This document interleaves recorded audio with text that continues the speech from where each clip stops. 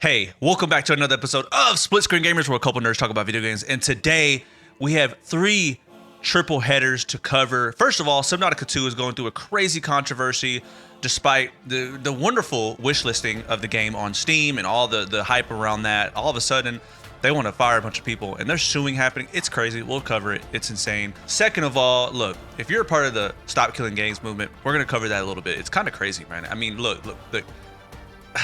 How do I say this? It's making me depressed. And third, Dragon Quest VII is getting a remake. Chandler has a lot to say on that. Are they going to upscale it? Are they going to take the original source code from the DS? Are they going to do something else? Who knows? That and much more on Split Screen Gamers. Now, put your headphones on. Get your tea ready. Your weekly power-up of video game news, updates, and industry buzz. From blockbuster releases and indie gems to hardware drops, studio shakeups, and everything in between, we break it all down. This is Split Screen Gamers. How you guys doing? Not much, guys. What's up? How is everybody? Oh, good, man.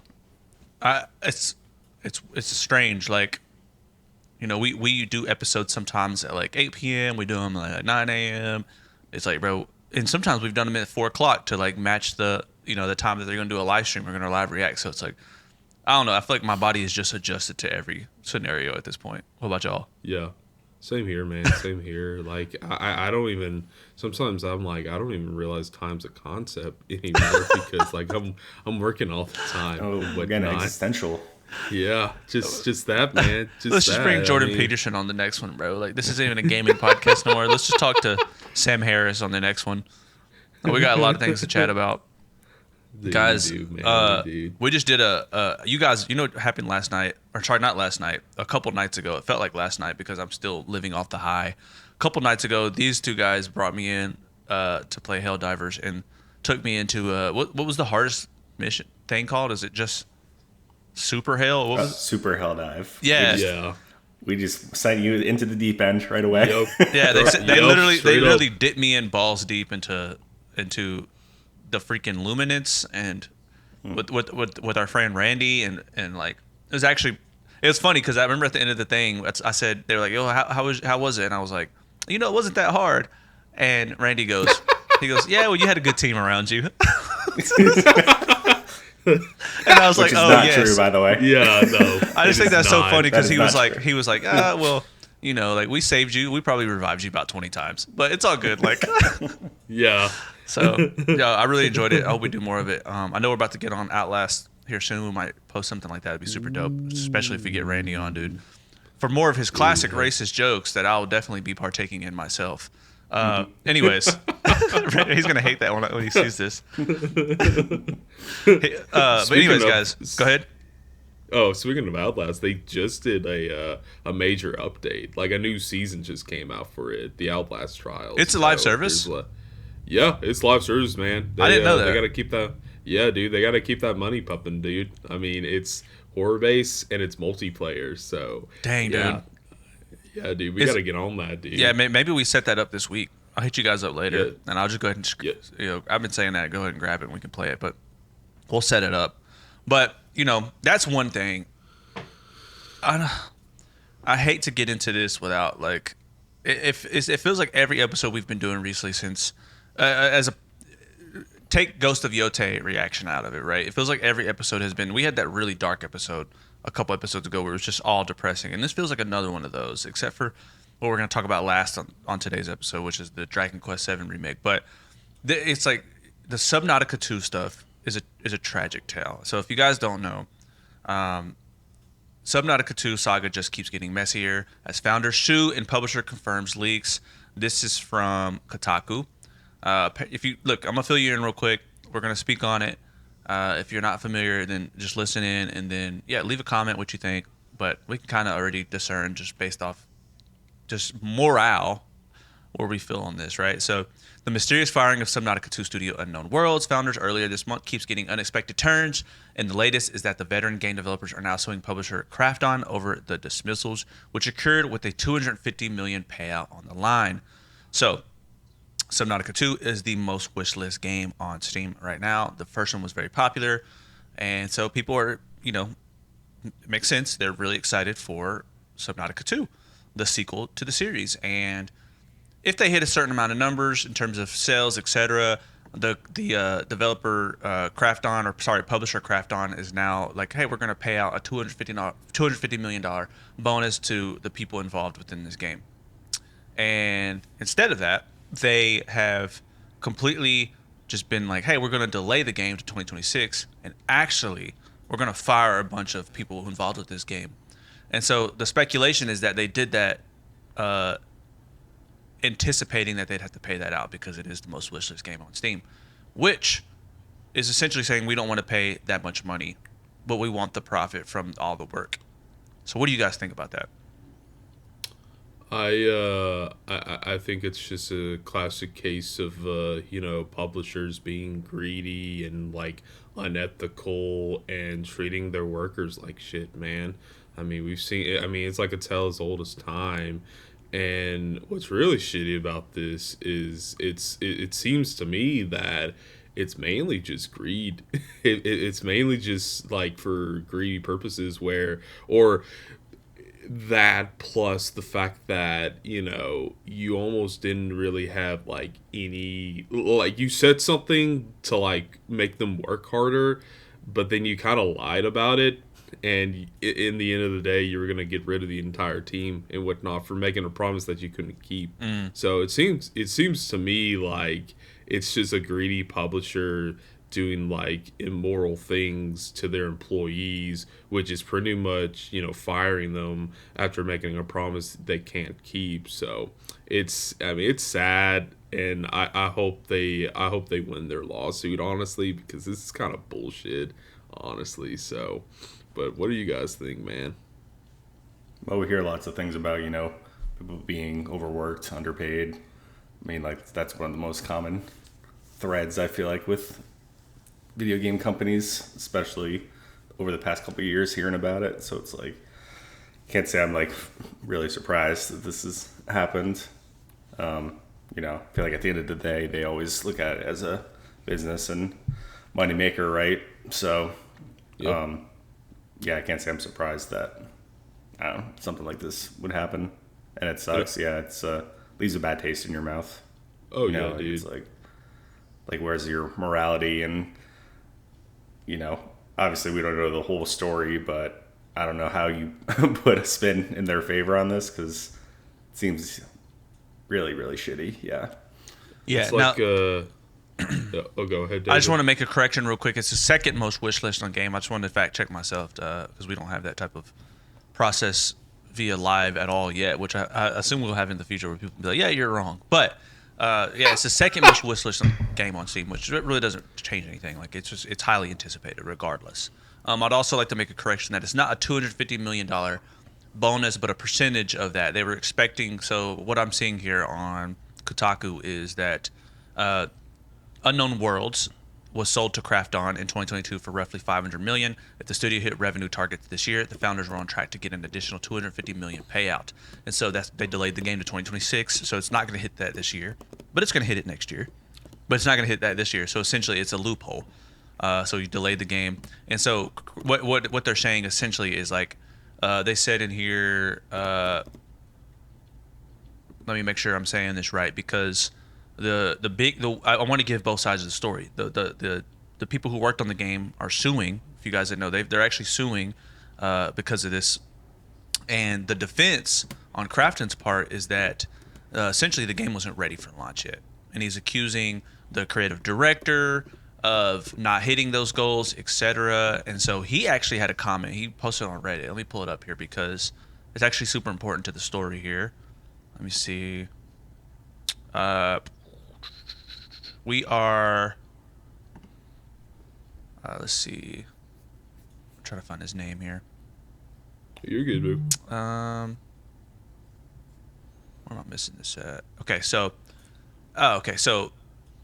franchise creative director Charlie Cleveland wrote on Reddit last night, hours after the publisher accused him and fellow former studio leaders Max McGuire and CEO Ted Gill of failing to get Subnautica 2 ready for launch. Suing a multi-billion-dollar company in a painful, public, and possibly protracted way was certainly not on my bucket list.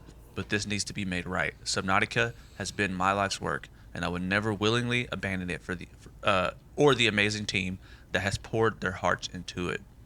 So they're accusing that he like straight up was like, yo, not like you're not like it was missing. It was more content. It said it needed like they were talking about there's like 30 pieces of content that they still were asking for that he wasn't hitting, and the team wasn't hitting, etc. And they're like, yo, we're delaying this game because you're not hitting these pieces of content. We're not getting all that we asked for out of this game. We're gonna delay it. And he's like, yo, Cap. He's like, Cap, bro. Like I didn't abandon this game. Like you guys delayed it. We're not getting this percentage of the $250 million bonus payout that you guys are getting from acquiring Unknown Worlds. So, God, like what like if you're listening and you're like, yo, this sounds a little complex. I'm not keeping up. Let me break it down for you, right? So your parents, they're like, you know what? We're going to fund for you to create a lemonade stand, right? Here's your lemonade stand. We're going to give you $250 to create this lemonade stand, okay? If you create this lemonade stand and you can bring a profit by the end of the year of $500 to us, then we're going to give you $1,000. And so they're like, okay, cool. So what happened? And they said the expectation of that is that you make 3 different flavors of lemonade, and you have to hit it, right? And so you start your lemonade stand, and you're working, and people are like lining up out the door, going, man, like I got to sample all this lemonade. Like I can't wait to jump in here to get some of the lemonade, right? And so you're looking at the door, you see the line going down the street. You're like, okay, cool. Like I'm definitely gonna hit this profit payout here. So I'm about to get $1,000. And then your mom or your dad comes in and they go, I only see 2 flavors on the table. And you go, well, I'm working on the 3rd flavor. And they go, never mind. Like let's just delay this until you get time to make your flavor till next year. And they're like, no, but I'm gonna do that. Like, nah, don't worry about it. And you're like, no, but if you do that, like I'm not gonna get the $1,000. And they go, well like you should have got the flavor out. But like, well, I'm still working on it. We haven't hit the mark yet. They're like, well, whatever. And they go, oh, you know what? Actually, like, forget about it. We're gonna delay this. We're gonna bring some new people in, and you're fired. Yeah. And you go, well, I've already put all this time and effort in, so like, I'm seeking legal help here. So that's essentially what's happening. That's what's happening. And the you as a lemonade stand owner is going, dude, I've been working on this for 6 months. Like, I already have my 3rd flavor ready to go. It's like I would never do this to my own lemonade stand. I would never abandon it. That's what's happening. And you got to understand how wrong that is. You got to understand when he said, what was his name? Charlie Cleveland, I think his name is. Let me make sure. Yeah, Charlie Cleveland. He said specifically, and this is the part that breaks my heart, Subnautica has been my life's work, and I would never willingly abandon it or the amazing team that has poured their hearts into it. If you've ever managed a team, even, I don't care if you're at Exxon gas station or you're at freaking Crafton Studios.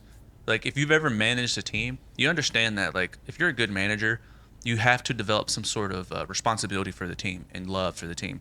And so for him to say, oh, it's my life's work, is, for one, that's the artistic endeavor that he's going on to support this game and to make this game, and the people love the first one, so now it's even more of a risk, more of a not a burden, but you have more of a purpose to make this even greater. And so then he's like, well, I have to bring in the right team to do this, and they're going to align with my vision, right, to make the art that I want to make, and they're going to treat it as their own art. And then the people who are like paying for it all, who apparently are supposed to be on your team because you make them money and you get to make art, are going, nah, hell no, F all that. Like, get out of my face. You know how wrong that is? You know how heartbreaking that is?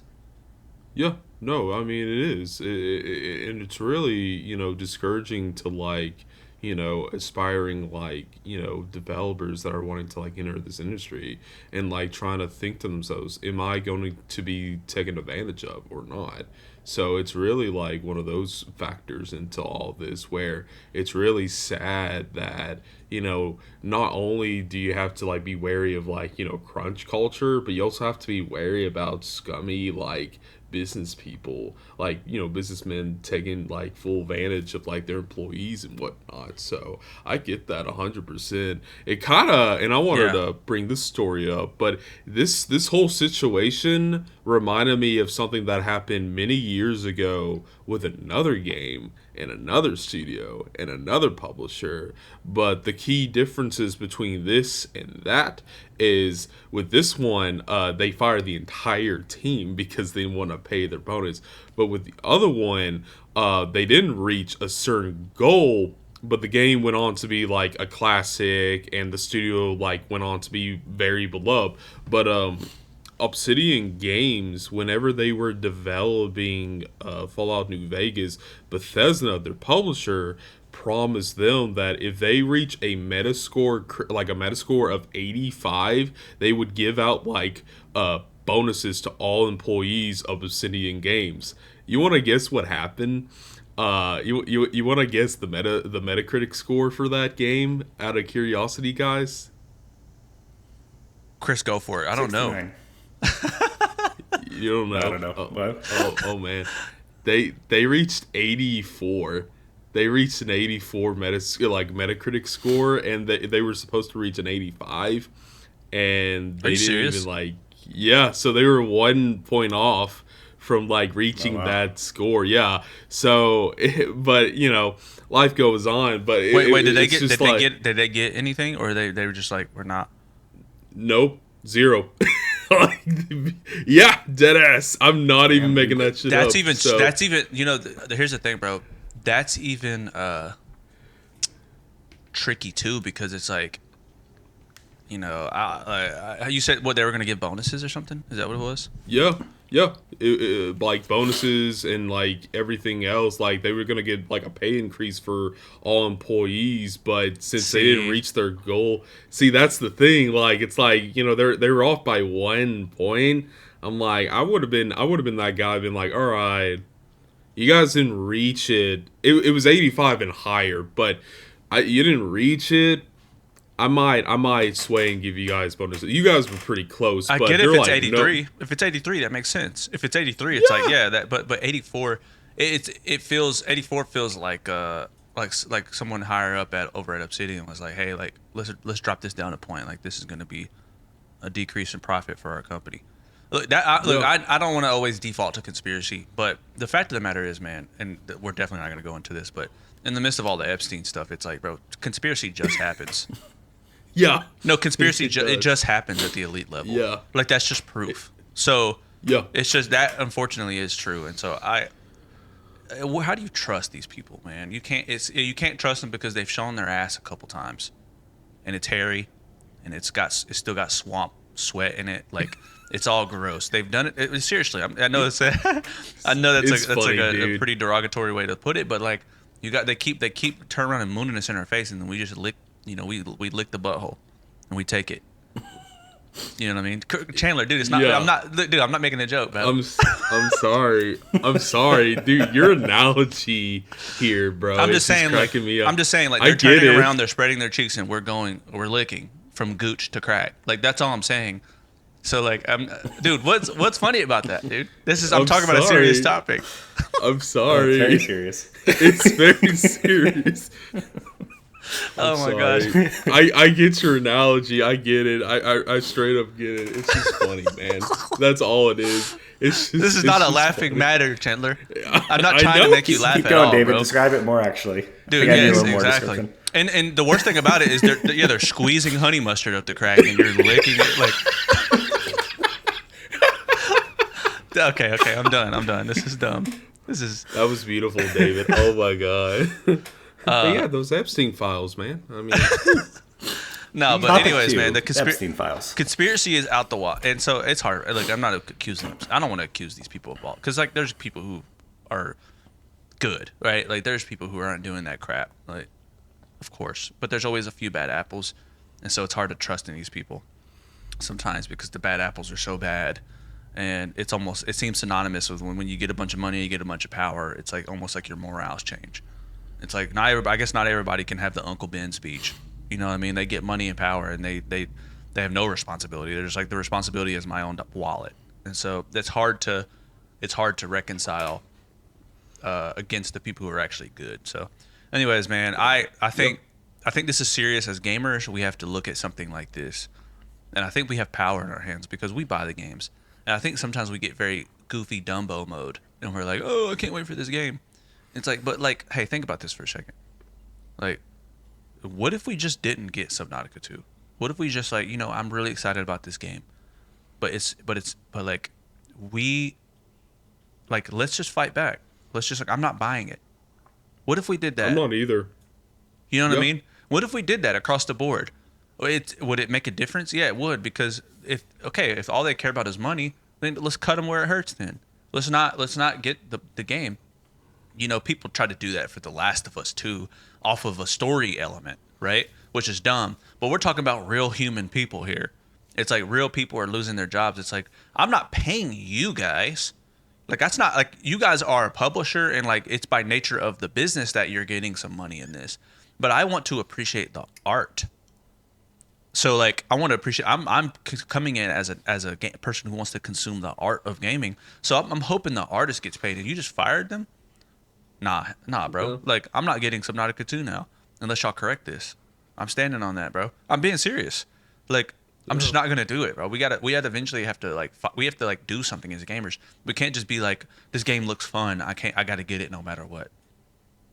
You know what I mean? Yeah. No, I'm the same dude. Like I'm probably not going to pick up this game. I didn't even pick up the first game, and there was a buddy of mine that was constantly like telling me about how amazing this game is. But I just told him, I was like, I'll get around to it, man. But I didn't have time for it, so I never picked up the first game. But the first game was really popular. Like, it was really popular and stuff. And just seeing like this being like the second most wishlist game on Steam is it's like it's telling. So, but yeah, no, I say don't buy the game because the publisher's shitty and they got rid of their team because they didn't want to pay more. So that's a good way of like summing up everything. So, but yeah, I have no plans on buying this game. I will. But, what do you think?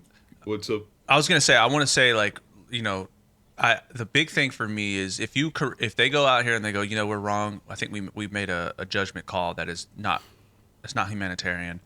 We're going to correct this by doing whatever it takes business wise to make that make the people feel content who worked on the game.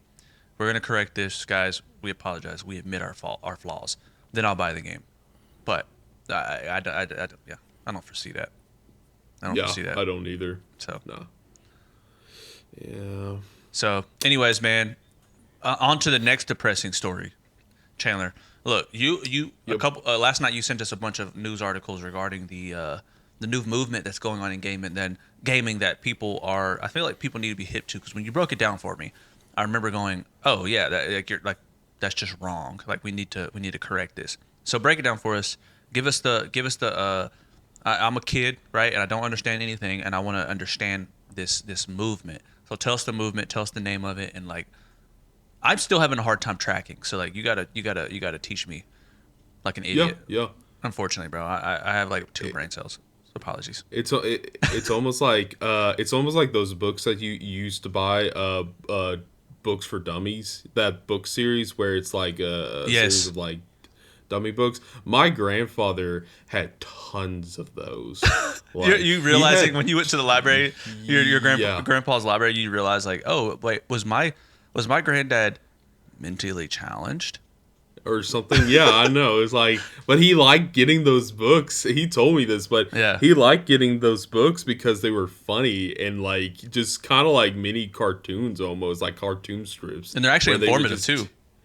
Oh yeah, they get down to the basics. So, but getting down to the basics with this guys. So the Stop Killing Games movement was started by this YouTuber like about I think a year ago or so. And basically the core principle about this Stop Killing Games movement is basically to preserve games after they've, after their shelf life.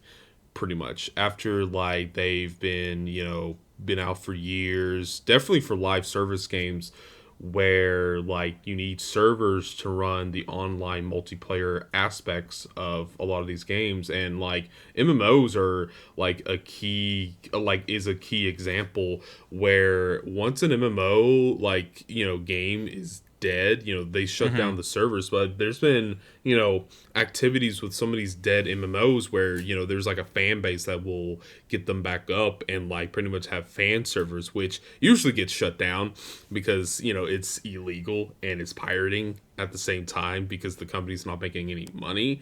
So with this Stop Killing Game movement or initiative, they're trying to get like 1 million petitions to basically, show to like the government. And like right now they really wanted to like hit with the EU because the EU is actually currently working on a strategy or a new kind of bill where game companies have to preserve their games after their lifespan, which I mean, just look at any medium like films or TV shows or books or comic books. Like you always want to preserve those things, because they impacted the culture. They were somebody's favorite thing to read or to watch and stuff. And the same thing goes for video games.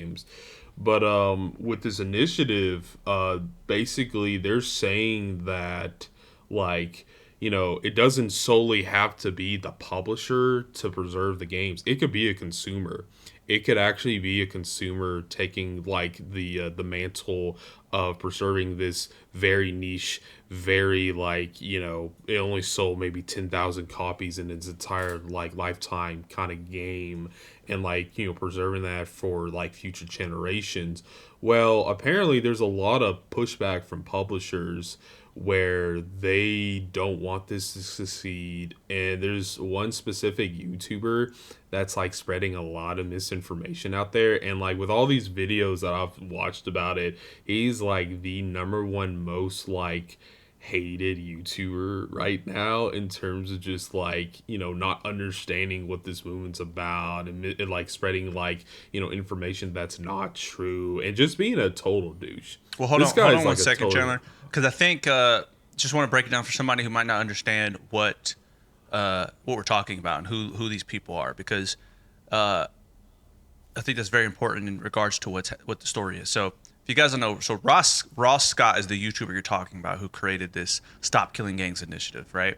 And so essentially the core objective was to challenge the practice of publishers making games unplayable after shutting down online servers. The campaign argued that once a game is purchased, players should retain the right to access it, right? That's what you're saying. Yeah. So for example, you buy a game and they shut down the live service, you should be able to access it for one, and then for two, you should have the freedom to mod it, etc. Whatever you want to do, create your own servers, etc. to allow the ongoing of the game, and publishers are against that. And I want to talk on the contradiction to that, which you were speaking about before we move on to why they want to do that. But the other YouTuber that you're talking about who is essentially the most hated gaming YouTuber right now is Pirate Software, also known as Jason Thor Hall, and he has been he's like a former publisher, former developer or something like that, who has been in an active contradiction to, or sorry, not contradiction, but he's actively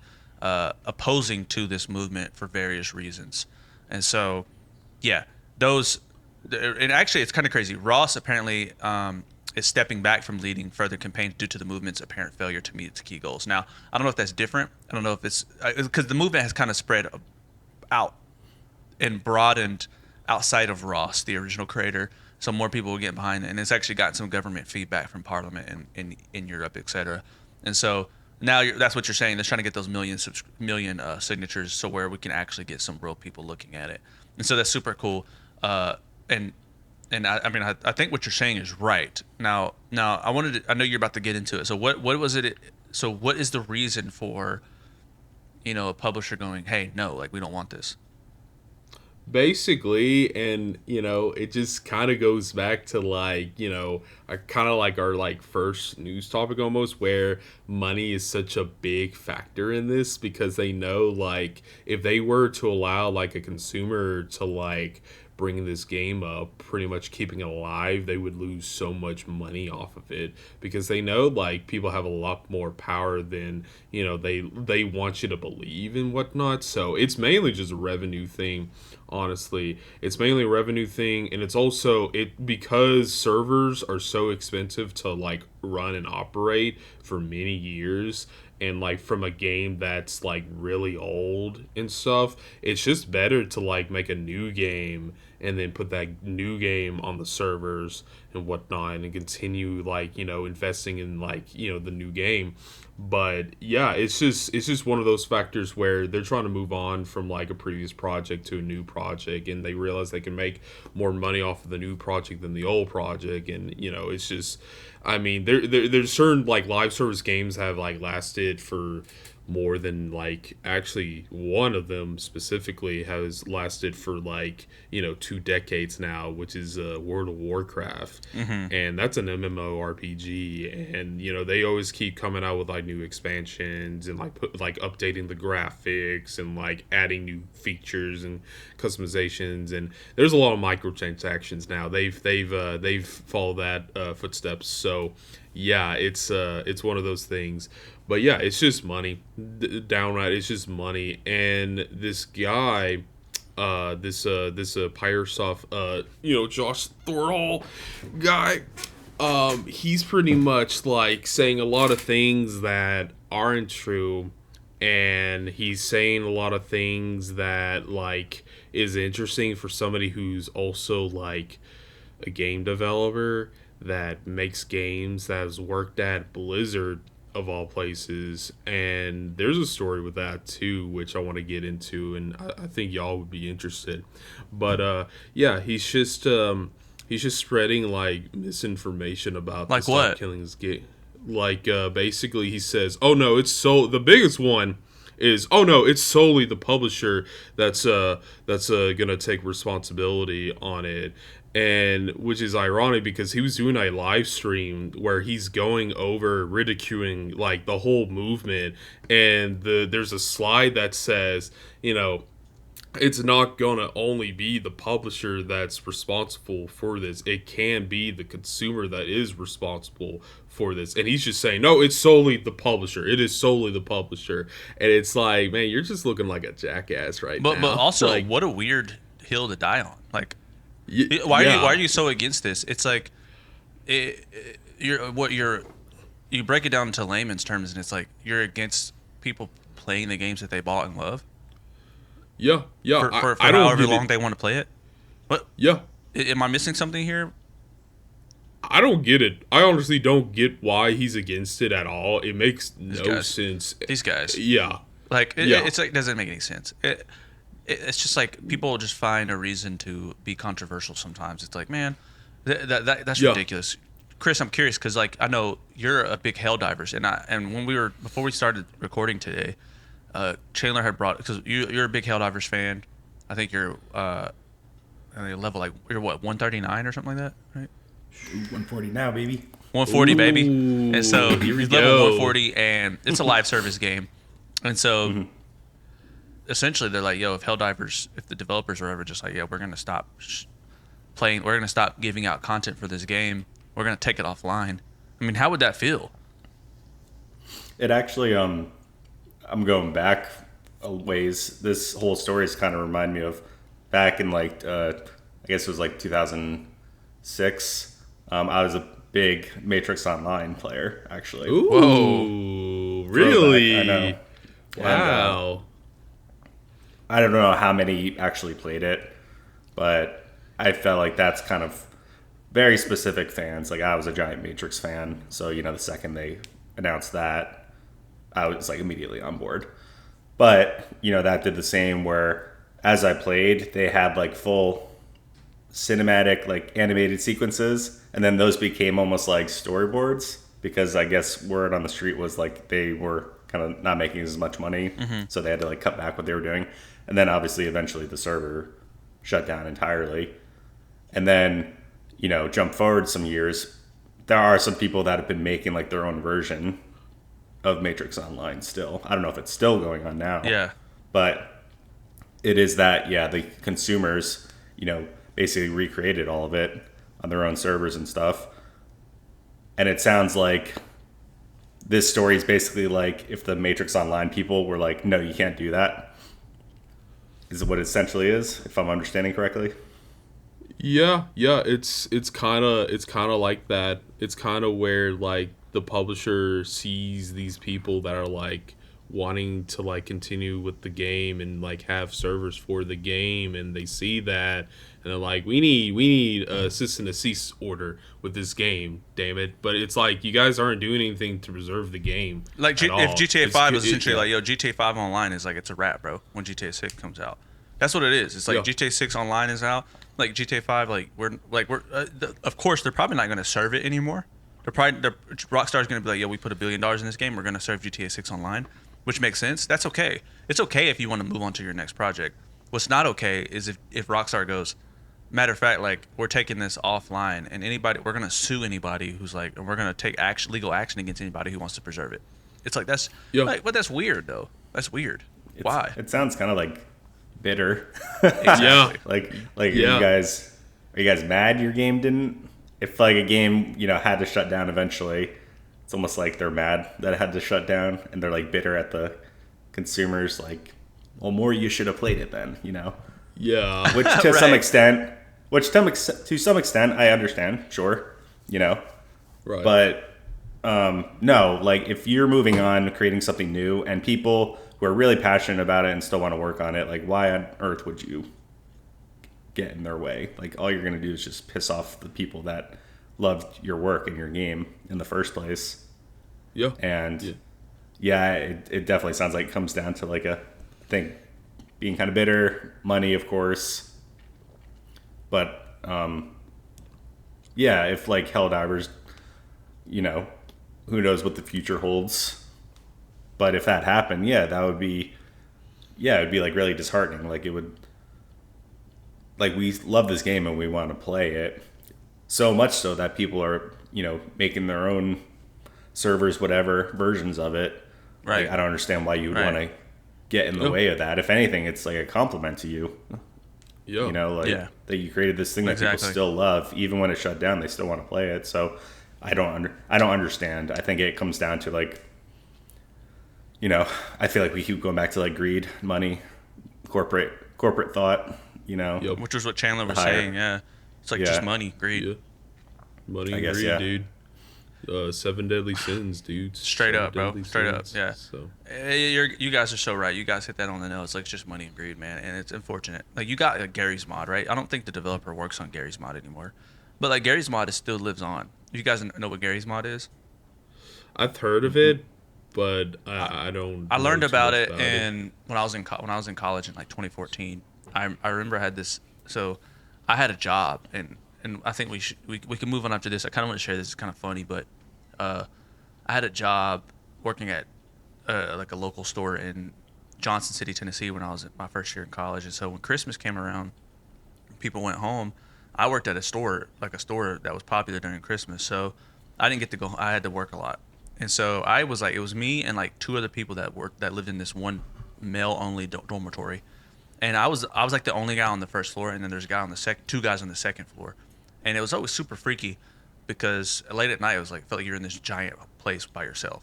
And so I remember one time I heard like footsteps, and I was like, dude, I got to connect with somebody here. I'm like going to lose my mind. I'm going to be here 2 weeks by myself. And some guy came, and I was like, yo, and we talked. Turns out I go up to his room, his dorm. He lived alone in his dormitory, and he had like the most insane PC setup. And I was just playing PlayStation all the time. I had never built a PC. Mm-hmm. And I go up there. He shows me his PC. It's super dope. He had like a jar full of Oreos, and he's playing this really weird game. And I was like, what is this, dude? Like, I've never seen anything like this. He's like, oh, this is Gary's Mod. And essentially, it's like this guy made this game that's essentially just moddable out the wazoo. You can just make anything you want to make. It's like Roblox, but for like, it's like poor man's Roblox. Like, you can just do anything you want in this thing. It was super dope. I loved it. And I'm pretty sure that the original creator is no longer even a part of that anymore. And I think continues its legacy due to its infamous history, and people just kind of make crap in it.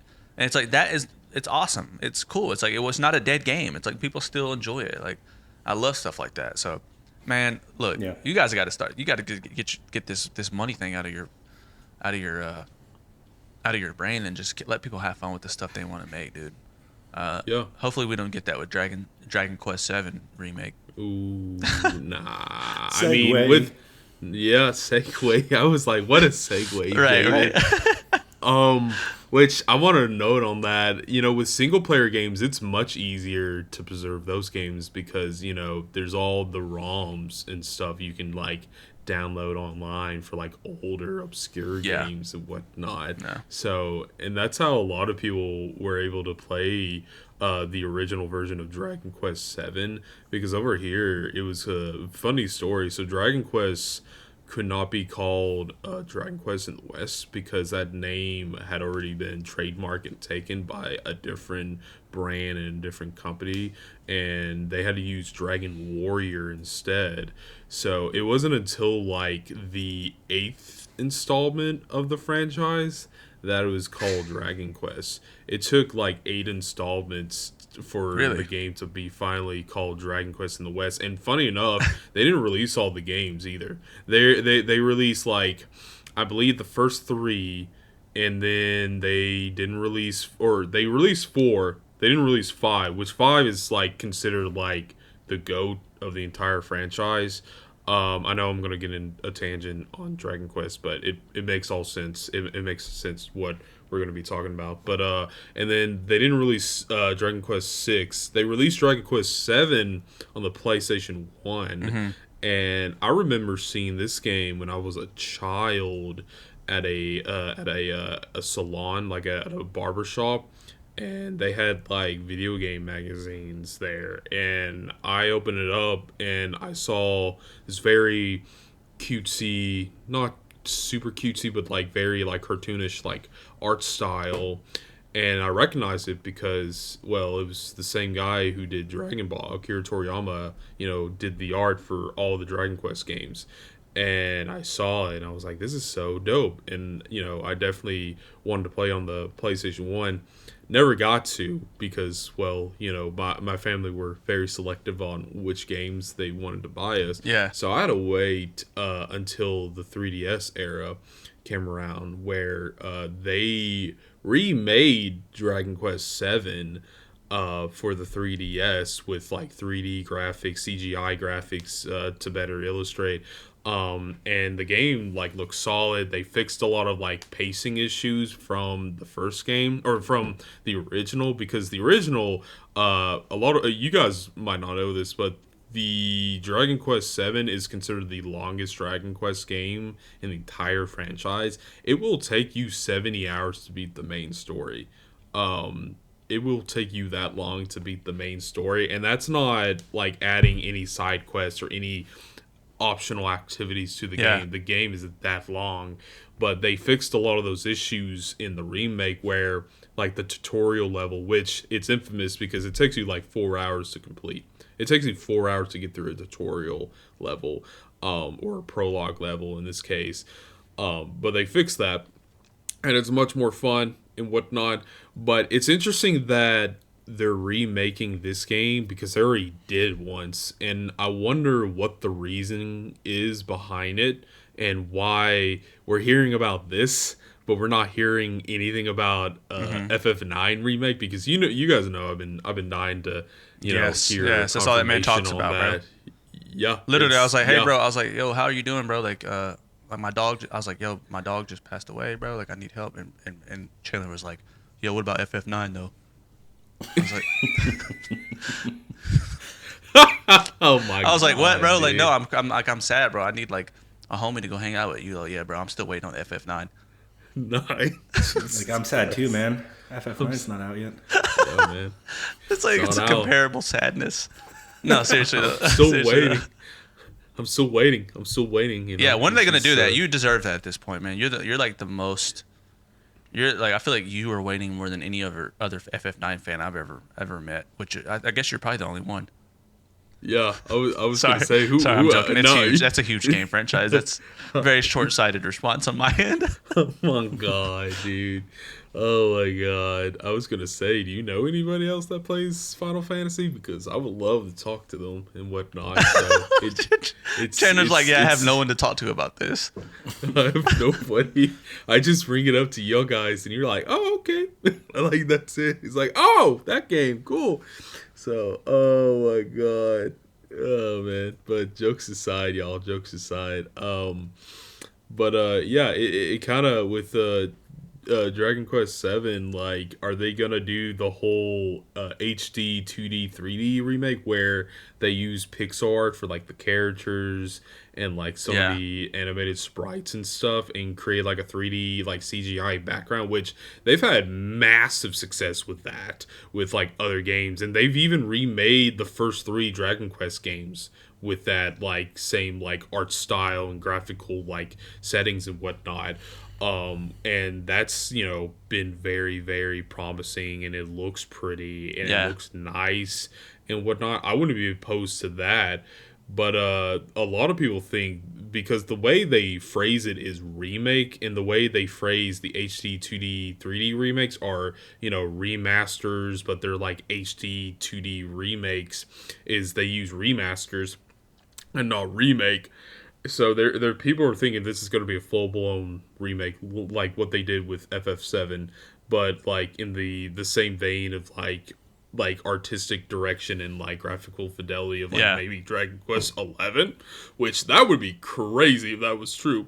But another group of people think there might be just borrowing the source code from the 3DS and porting that like game to newer consoles and like updating the graphics, like what they kind of did with Crisis Core, which is a Final Fantasy VII spin-off title, where they used the same source code but they updated the graphics. And I think it's the third camp, honestly.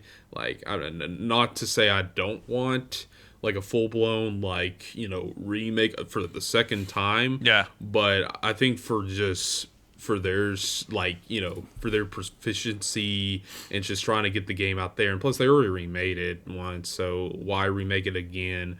But they're just gonna like do the easy way, where like pretty much, you know, borrow the source code, update the graphics, and push it out there to the Switch or to the PlayStation 5 or to an Xbox. Xbox needs games. So, one of those things, guys, one of those things. But I'm excited for it. I mean, I hope it's, you know, coming out this year or the next, which people are speculating it might be like, you know, a summer release for next year, which I could see.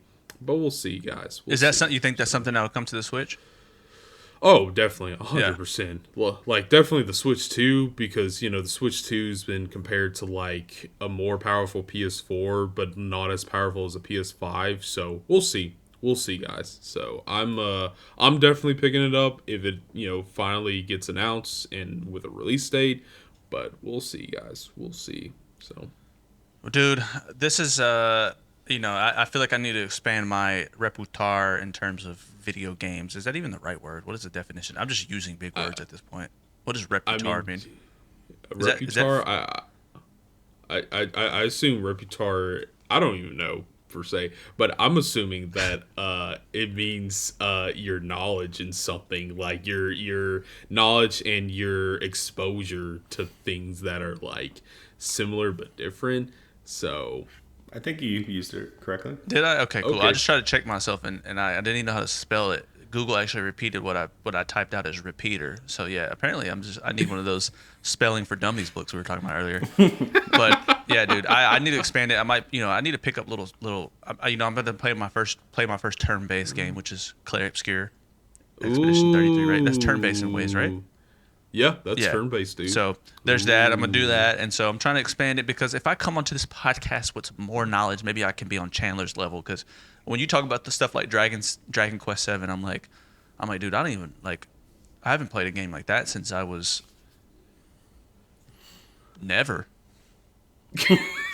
So like, I need to like hop in and like learn more about what it's like to play some different style games, bro.